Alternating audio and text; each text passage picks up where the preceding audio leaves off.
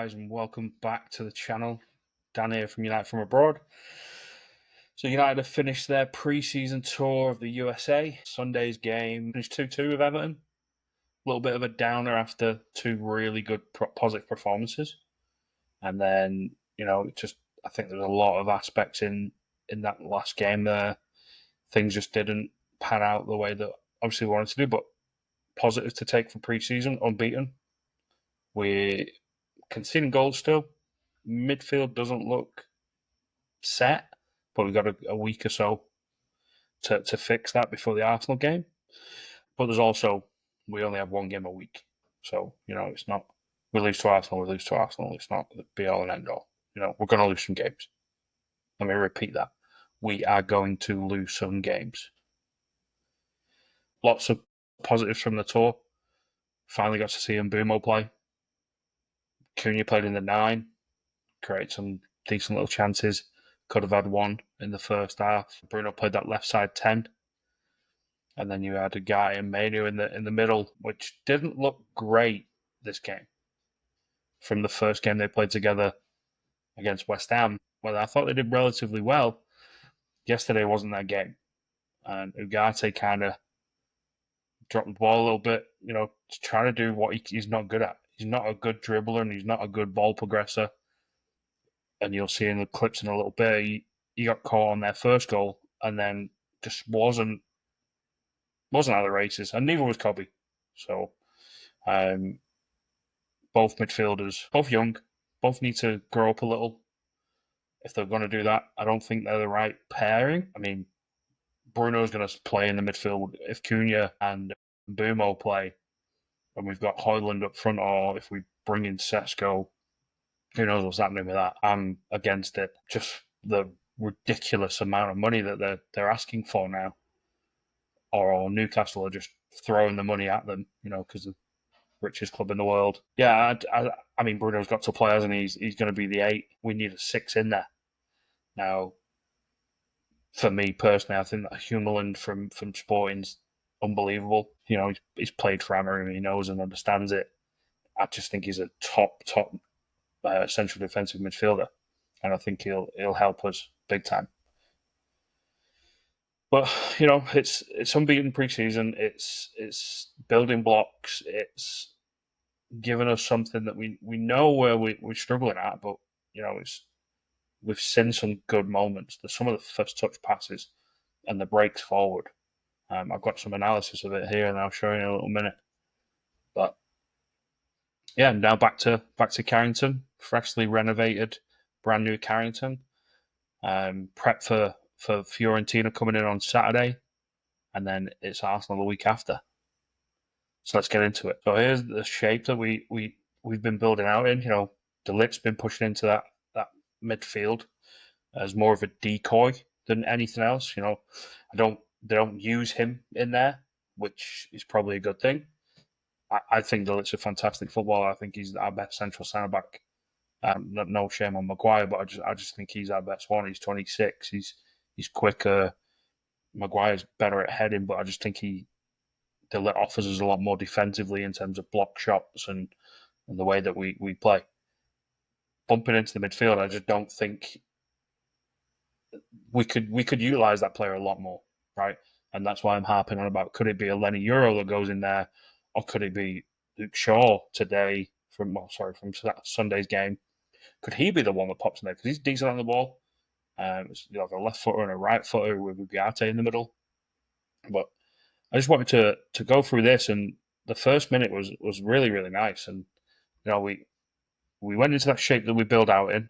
This one here, Bayindir knocks it long, and Everton win the first ball. We end up picking it up, and it's a little bit of cat and mouse in there, and De Ligt's looking to play that ball forward. And I've noticed over the 3 games that we've played in the US, we're trying to find the front 3 quicker. We're bypassing our midfield and not really playing through the midfield, and it's come up good in a lot of areas. And this one, he goes into Mbumo.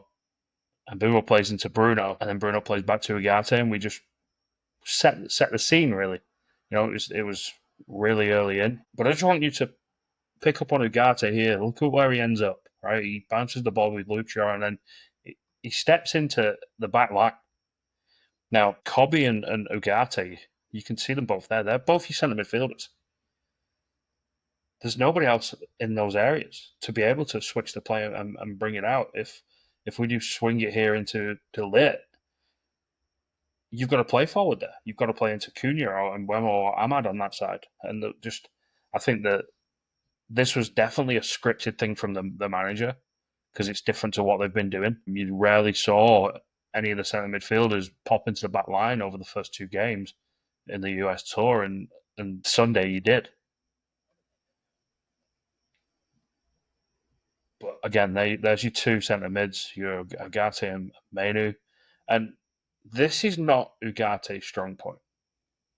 He's not a ball progressor. He's not that guy that's going to break lines, right? You saw that line there. They had a pass into Cunha, didn't play it. Now he's got a ball over the top for Dalot, sorry, didn't play it, and they've got a really high line. And then he ends up pinging a ball out to the left. So I think that's Luke Shaw out there, and he just doesn't find those passes early enough, which is, it's not his game, and I don't think he should be the one dropping into the gaps there. And again, here, this is Ugarte on the ball right now. Realistically, we want that player from Everton to start pressing there, which he doesn't do. Now, he's done an all right job of progressing with no pressure on him. But now look at the space that Ahmad and Mbeumo are. The 2v2 on the wing. Can we play into Cobby on the half turn and get that ball out to that right side? But we don't. We end up playing to Luke Shaw, and now we've put ourselves in a hole in a 3 versus 4 in their favour, and they end up winning it back here and getting it and building. And that could have been avoided just by playing simpler to Cobby, and Cobby swings it. I spoke about the build-up identity a minute ago, and I want to. This is the shape we're kind of looking at when we're building up, and this happened after a little bit of. De Ligt was already in the middle with Ugarte. The ball got played around the back, and it ended up with Ahmad playing the ball into Lenny Euro here. And this picture is what you'll see a lot of this year at Man United. It's played back into the Euro to then find Mbeumo, and then you've got instant runners in and around it. There's Ahmad here, he's in and around the ball straight away as soon as that ball's going in. But you can't really see on the top of the screen because where I grabbed it, but Delot's all the way on the left-hand side, which is making Everton's back three, which they played for the first bit. It's making them stay relatively wide. Like the distance from the right side to the back to the left side to the back is about 20 yards there, and then the left side to the back had to step out with Cunha, and James Garner there holding mid was with Mbeumo because their fullbacks are away with Ahmad. But we do a great job here of Mbeumo finding Bruno. Bruno's then found a lovely pass through for Ahmad, and then he has a little run and a slip pass to Cunha. And on a different day,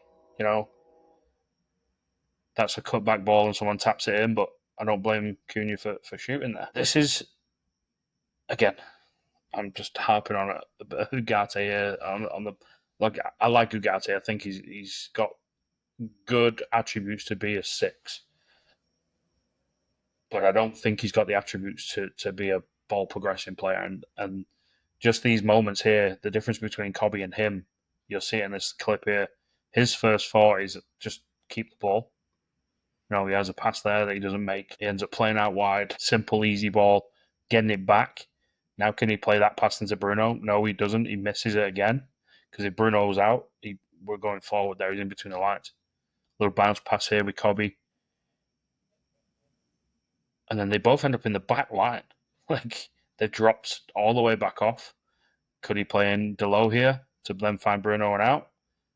But the difference here, as that ball gets played into Kobe's first thought is kind of look forward, and he finds a lovely pass into Cunha here.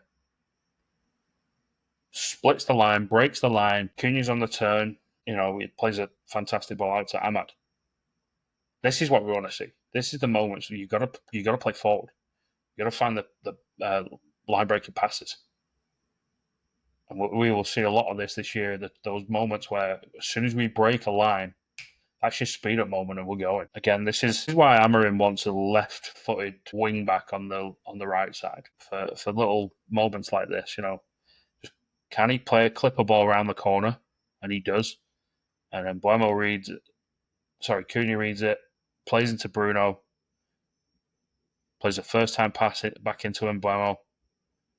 Mbeumo then plays a first time pass into Ahmad, and this is where the penalty comes from. Ahmad's 1v1 now against Tarkowski, and it's a foul all day long. And, Bruno steps up and he doesn't miss penalties.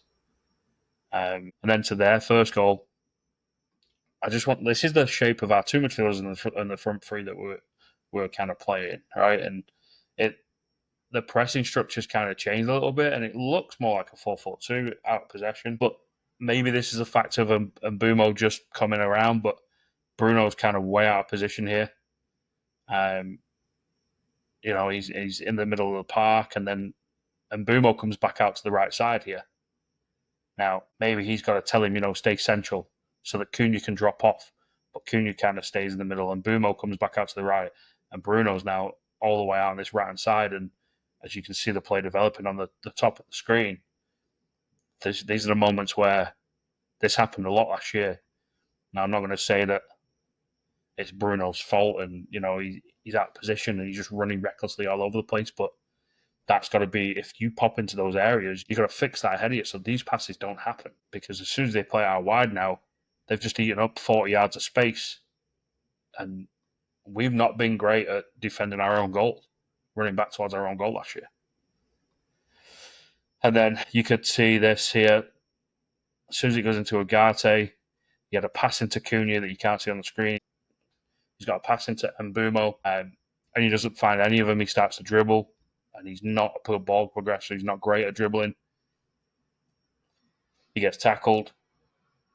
But this is the moment that Amarin was fuming with yesterday, and he kind of mentioned it after the game. The lack of energy to get out on the back line. The only one there's two that are kind of moving there. It's Bruno and De Ligt. They're running towards the edge of the box. Kobe's got to be a bit more switched on here and connect closer to Ugarte. Because if he's a little bit more switched on, he stops this ball coming back in the box, right? And as it breaks down, this is where United have got to be.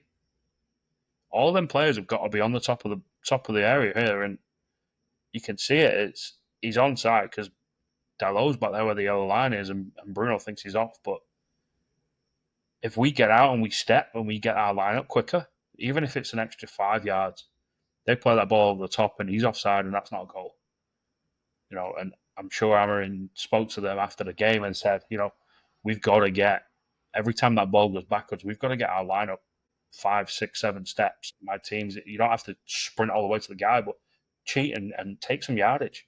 You got to take 3, 4, 5 yards as much as you can to stop them from playing and building, and you force them back. And it stops balls coming in the box. Onto Mount's goal. I just want to pick up on, I think Bruno's going to be the central midfielder with somebody else. Is it Kobe? Is it Ugarte? Is it someone we bring in? No idea.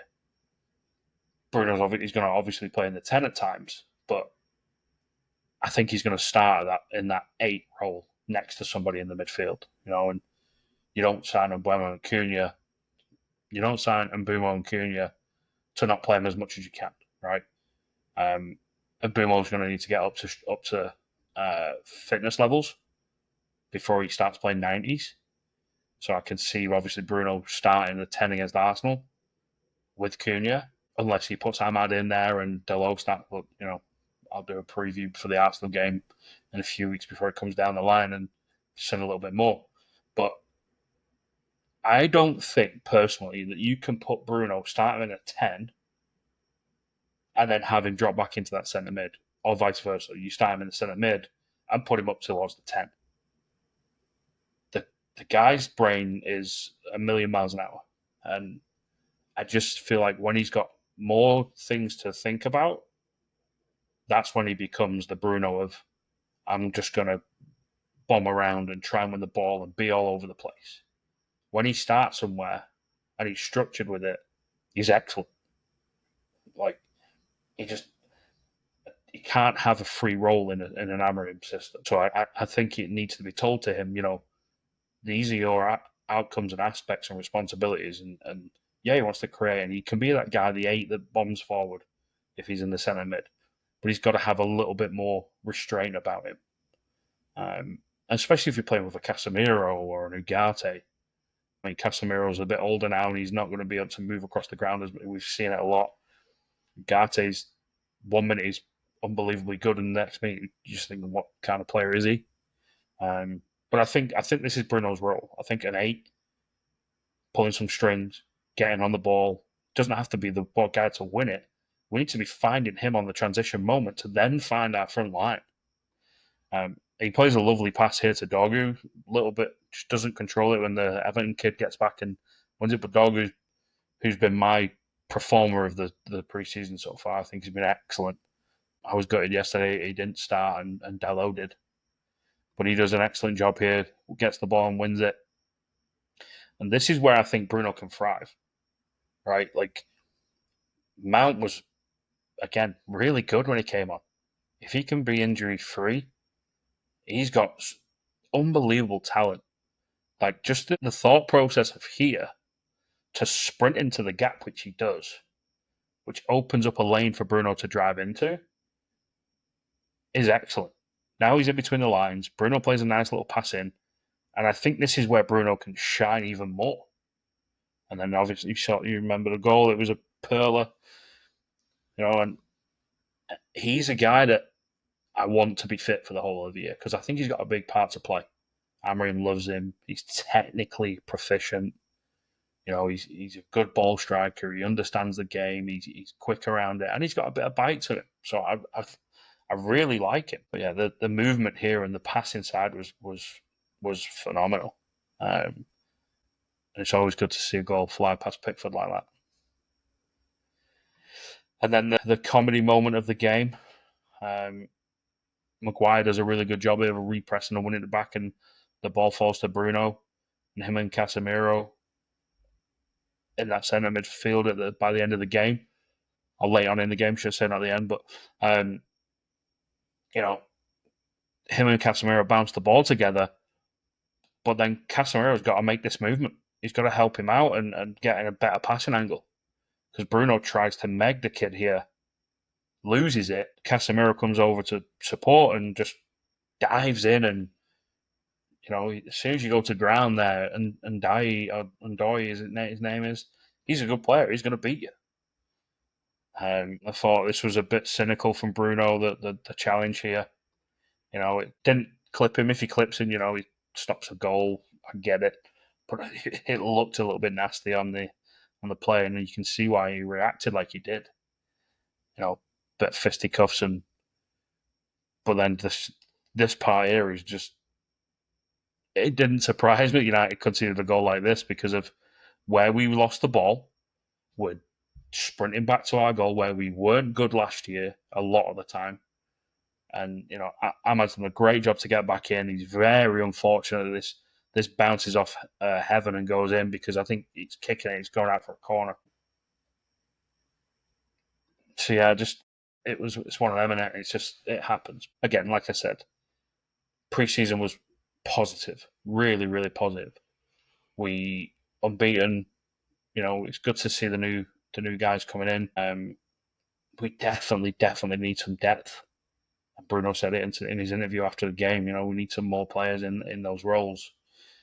With the news that Newcastle put a bid in for Sesko, it wasn't rejected, and then they improved their bid to put pressure on to accept it, and then Sesko come in. 90 million euros, which is what 80, 70, £8 million. That's not. We don't have that money. And I'd love Sesko United. I really would. I think he's a good player. And I think he could be. His ceiling's massive. But I think we've got to pivot to the midfield. I said it in a video a couple of weeks ago. I don't care who's up front. If our midfield's Ugarte and Casemiro or Bruno Casemiro, we need a top level holding midfielder. For me, I think it's Humeland. I think he fits the bill. I think he's probably about 40, 50 mil you could get him for. And then I think we go maybe a loan move, Kolo Muani, and then you bring Lemans in, the goalkeeper, and you've instantly added depth, added some quality. And it's what we need, because we're going to finish top half of the table, whether that's 10th or 4th, I don't know, but we cannot be any worse than we were last year. We're going to win games that we tied last year, and we're going to tie games that we lost. So we're going to get more points and more goals, and I'm okay with that. And I think that's the okay for next year. We have to have a good start. We have to be in the net positive by the end of October. Otherwise, Amarin's in trouble. We know how ruthless Jim Ratcliffe could be, but yeah. Fiorentina Saturday. Excited to see us play at home. De Gea possible return and playing goal for Fiorentina. Hopefully, he gets his send off that he should have had. And then we prep for Arsenal. I think I've seen a lot of things about Sekou Kone, no minutes on the tour, and I just don't. He's going to be an absolute world class player. I think he just has the attributes of a Kante-esque, Caicedo-esque player. I think he's just got to bulk up a bit, and he's a little skinny right now. And do I think he could get some minutes this year? I hope so. I think he's going to dislodge a couple of those players and start to see that. But I think maybe some behind closed doors games from now until we play Arsenal. It could be you'll see it come out on Twitter if we do. Someone always leaks that there's been a behind closed door game. But I'm positively I'm positively optimistic about where we can finish next year. Can we get into the top 6 and get some European football again and boost our finances? And the one thing for me is that people are starting to talk about United again, and it's not just a crap. They're finished 15th, blah blah blah. Smart people, dumb people like people who talk sport, not got a fucking clue what they're talking about. But there's some analysts out there, and they're like, "Hang on, this could be something." Right? There's a video of Pep coming out from last year when Ruben came, and he was like, "United going to be back," and they all know it's going to happen. Whether that's this year and we have a great start and the puzzle pieces fall into place, I really hope it happens. I'd love nothing more than there was finish 15th and then go and win the league next year. But the delusional side of me wants that to happen. But again, delusion, it's not good. But I think the top 6 is realistic for us, especially if we bring in 3 more players. Even if we don't, I think it's still realistic. But yeah, let me know who you think who was your best performer until this year. What do you expect over the next 2 weeks? Who would you sign in the midfield? Would you go for Sesko? Drop your comments in the boxes below. Again, you know the deal. Like, subscribe, share this with your mates, and I'll see you next time. Come on, United.